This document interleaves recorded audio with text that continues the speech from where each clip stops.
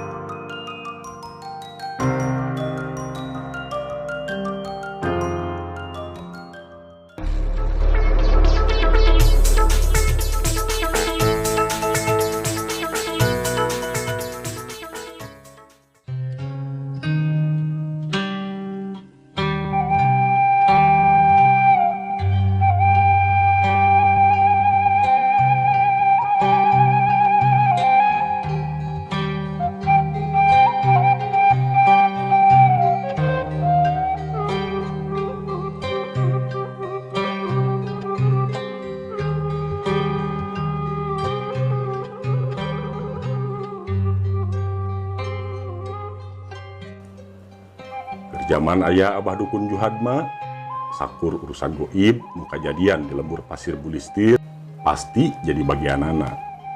Nu gering, nu cilaka, nu kabadi, nu kasurupan, jeung sajabana nu dipatula patalikeun kana kahirupan alam jurig, jin, onom, setan, siluman-siluman, sapara kanca Abah Dukun Juhadma bagian anak.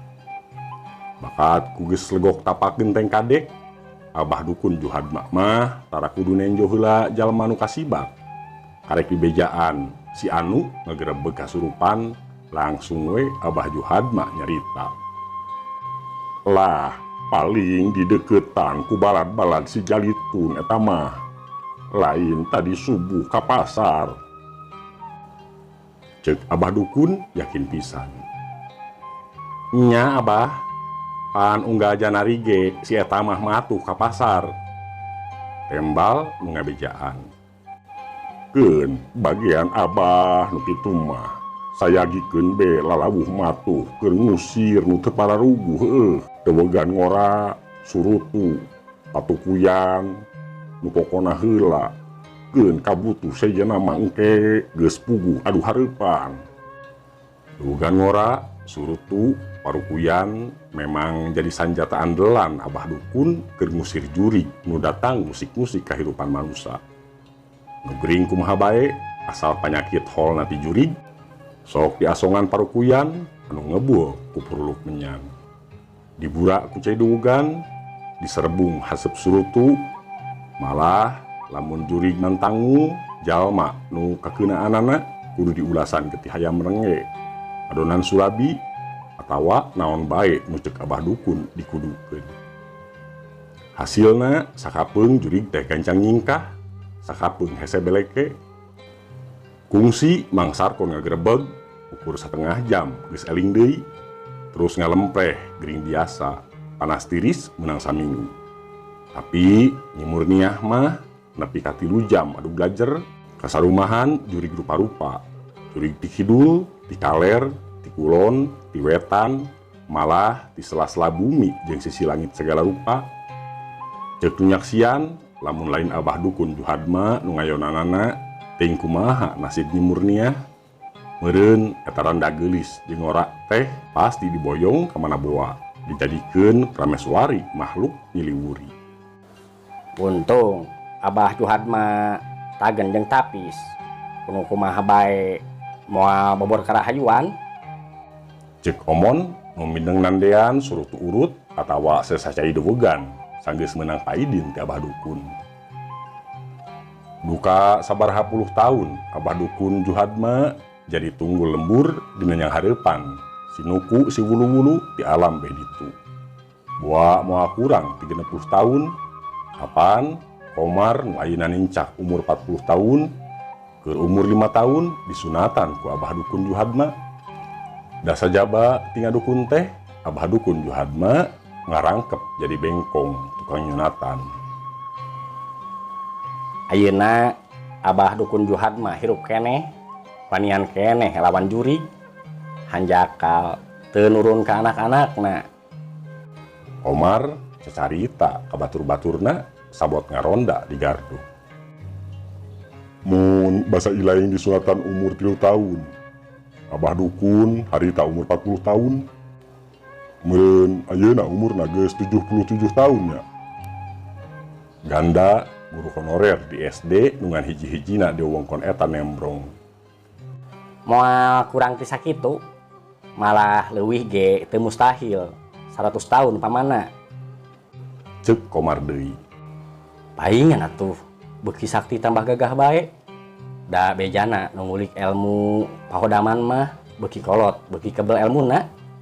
Mansur tukang domba ngengkolan. Ngan kunana haon anak-anakna komo incuna eueuh nu hayang nuturkeun nya. Teuing atuh bejana berat syarat-syaratna hayang jadi dukun lepus teh.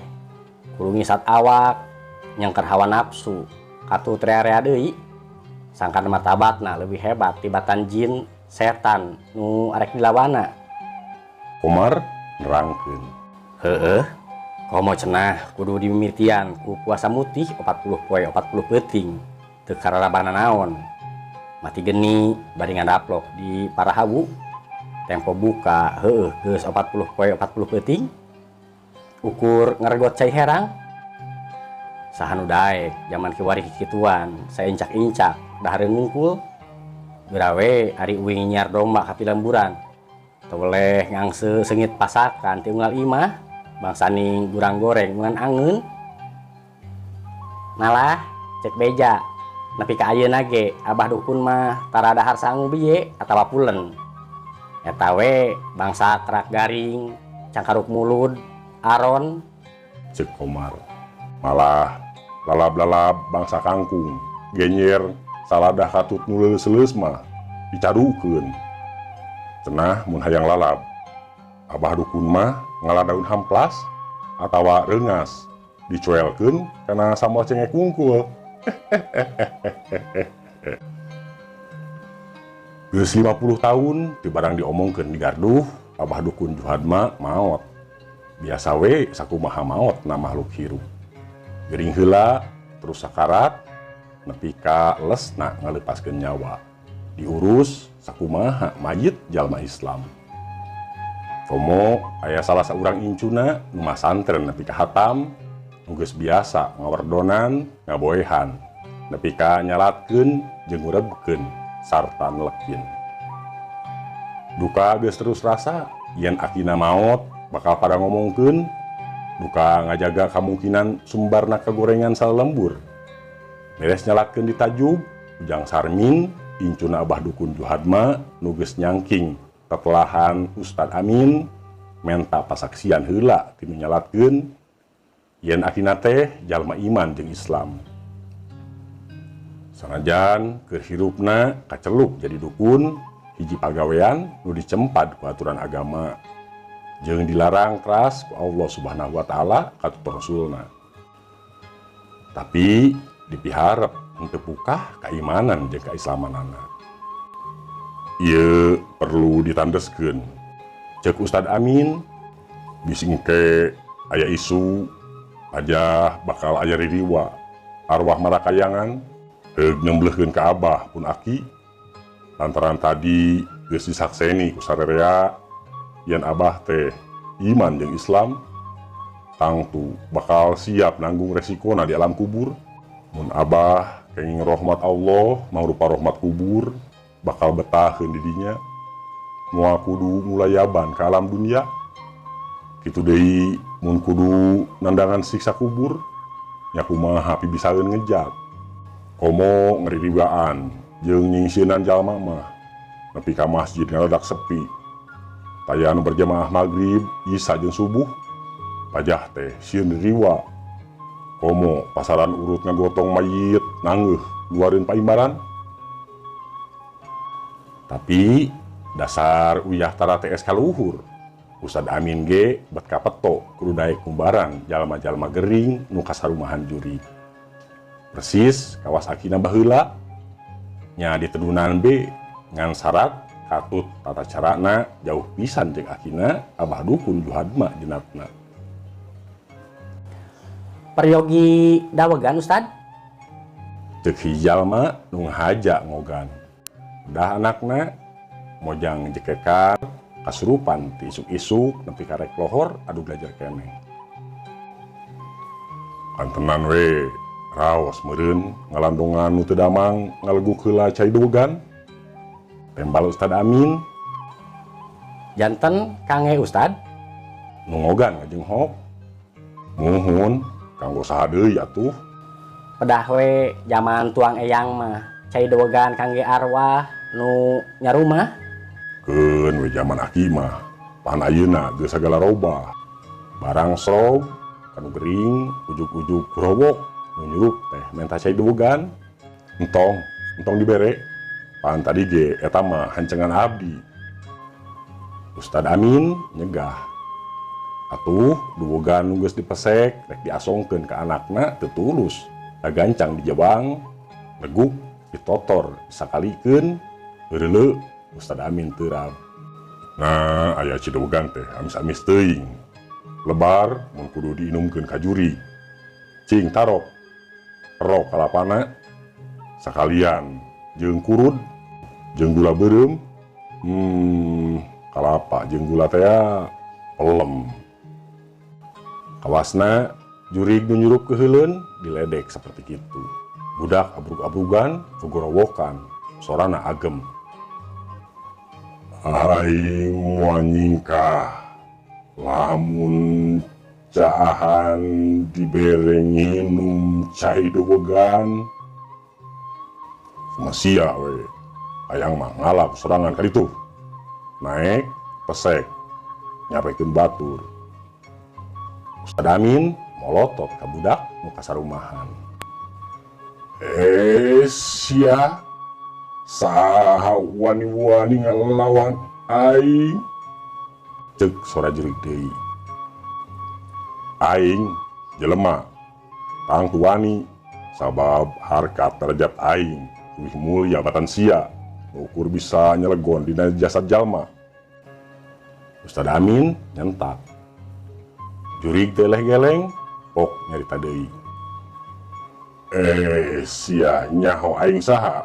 Nyaho gancang Ustad Amin nembalan ku sora teugeuh. Sia lain. Sia teh lain si Jalitun Jurig pasar.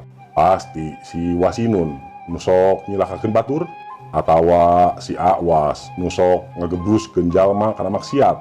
Teu mustahil oge sia si Hilaf tukang mabok inuman keras atawa si Murah nu gawe ngengklak dina ramean. Aing apal kabeh balad sia. Kasih Lakus nu tukang nyasarkeun akidah. Kasih Musawit tukang nyebarkeun beja infotai. Kasih Dasim nu sok ngadodoho di juru imah. Kasih Walhan tukang ngagoda jalma nu keur ibadah jeung amal soleh. Sok sia ngaku. Cek Ustad Amin bari nunjuk. Lain aing mah raja Gunung Kucubung. Piraku sia teu ngeuh. Jurig nembalan. Teu. Aing mah teu wawuh. Raja kaya jaren kawas sia. Ngaku-ngaku raja Gunung Kucubung. Cing aing neuleuh bisuitna.